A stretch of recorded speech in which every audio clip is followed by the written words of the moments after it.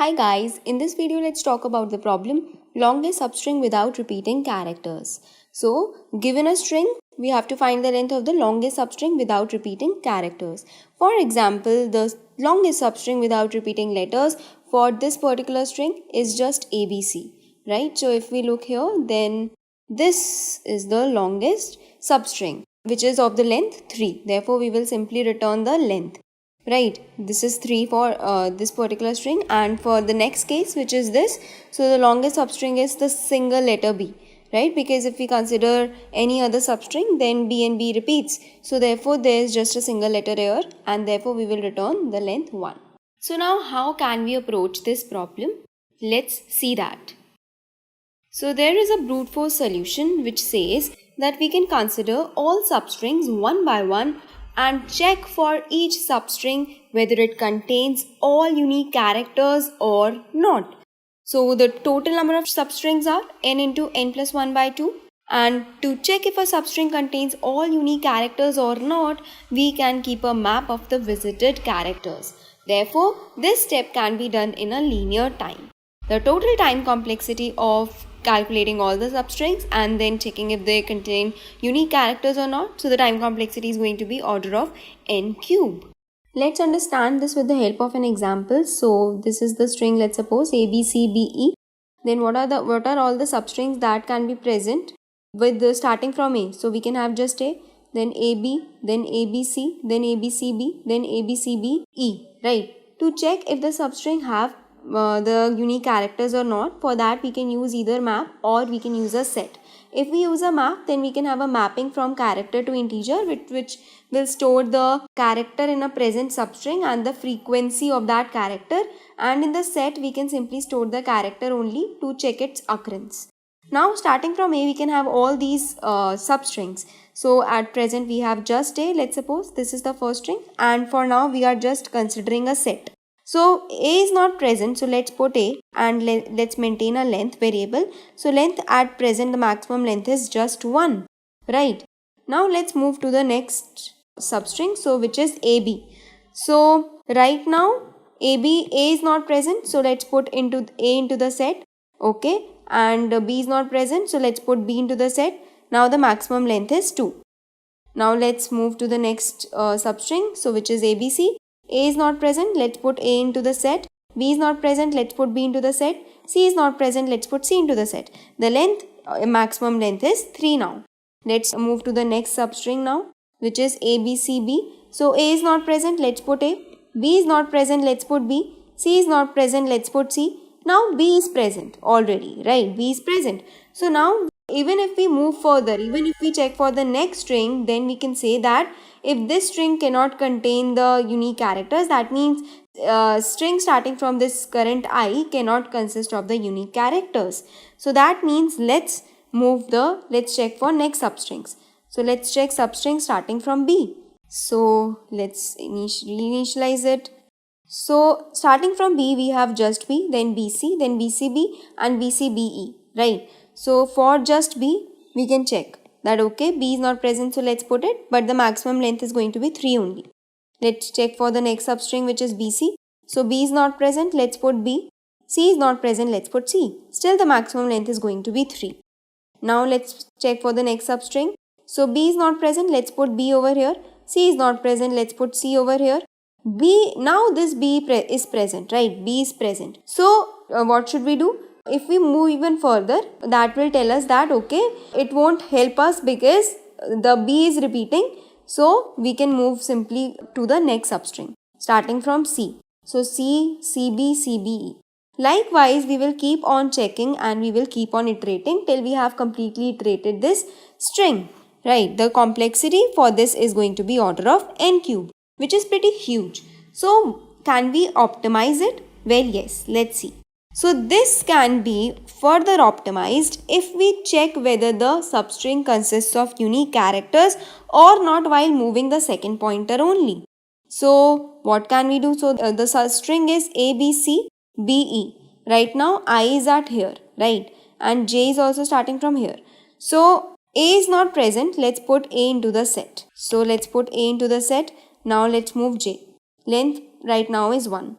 So B is also not present. Let's put B into the set. And now length is 2. Let's move J. C is not present. Let's put C into the set. Now length is 3 and let's move J. Now B is present. So what should we do? Now we will be moving our I. So I will come over here and J will also start from here now. So B is not present. Let's put B. And length will still be 3 only because that's the maximum. Right. Now let's move J. C is not present. Let's put C. Right. Length will be same. J is not. So B, when J is incremented, it comes to B. And B is already present. That means we can simply increment our I now. So I will come to this location and J will also come to this location. Right. And we will keep on iterating and keep on checking this way. So C is not present. Let's put C. Right. And length will still be 3 only because that's the maximum. Let's increment J. This B is not present. Let's put B. Right. Now increment J. E is not present. Let's increment E. Right. And the length is here is 3 and our present maximum length is also 3. So we need not update it. Now let's increment J. So now we have completely iterated over our string and therefore we can stop. And here we are checking the uniqueness of the characters in the string while iterating with jth pointer. So that will take the time complexity of order of n square, right? Now can we even optimize this further? Well, yes, we can do this function, we can do this in linear time as well. Well, let's see how. So we have A, B, C, B, E, right? Our I is starting from here. Let's maintain a set. So we have A over here. So length, current maximum length is just 1. Now let's increment J. So B is not present. Let's put B and let's increment our length. Let's increment J. C is not there. Let's put C and let's increment the length. Now let's increment J. B is already present now. Since B is already present, instead of just incrementing I to one position and moving J back to ith location and restarting and checking all the substrings, can we not move J any further? Can we just do something else? Well, we have to actually make sure that B does not exist, right? So in that case, we can actually, instead of moving J back, we can increment our I till the point this jth character does not exist in the set anymore. Now what do I mean by that? Let's see. So I is incremented and this particular character now can be erased from the set as it is no more in the current window from I till J, right? So A can be erased. Now still the character at B is present in the set. So we need to increase our I further. Let's increase it and let's remove this B now. Now does this character at J is present in set? Well, no, it's not present, right? That means this B has just one occurrence now and let's put it in the set now. So we have put the B and the present length is 2 which is less than the maximum length. So we will keep this same. Let's increment J now. So J will come to this position and E is also not present. So we can put E into the set and present maximum length is 3 and the current maximum length is also 3. So we need not update it, right? And let's move our J now. So J has reached to the end of the string and that means we have completely traversed our string, right? And that's how we know that when to stop. So instead of moving J back, we have actually incremented our I till the jth character does not exist in the set anymore. And that's how we are doing it in linear time. We are iterating over each character at most 2 times. So the complexity is 2 into n and in bigger terms it's just order of n, right? And the space complexity is also order of n where n is the length of the string. So thank you so much. Hi guys, in this video let's talk about a problem finding the square root of integer. So given an integer n, you have to compute and return the square root of n. If n is not a perfect square, so return the floor of square root of n. And do it without using the square root function from the standard library. So the range of n is 1 from 1 to 10 to the power 9. Let's say the input is 11, so the output is 3. How? Because the square root of 11 is 3.316. Therefore, we'll take the floor of it. So we'll get 3 as the answer. Let's see how this problem can be approached. So one possible way is, we know that the range of our answer is going to lie from 1 to n, right? So we can simply iterate from 1 to n. And we can check that if x square becomes equal to n, then we can simply return the value of x. Else, if x square is less than n, then we know that this x is one possible answer. And we'll check for higher values of x. So let's say some x plus 1, so the value just greater than x becomes greater than n, the square of it becomes greater than n.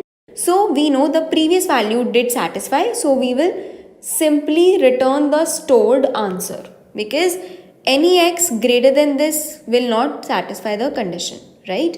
Will not be the answer. So let's see how can we optimize this problem, because this will give a time complexity of order of n, linear time complexity. Then now let's make some observation. Let's say I have some value of x. We know that it's going to range from 1 to n. Now this value could be x square could be equal to n. In that case we'll simply return x.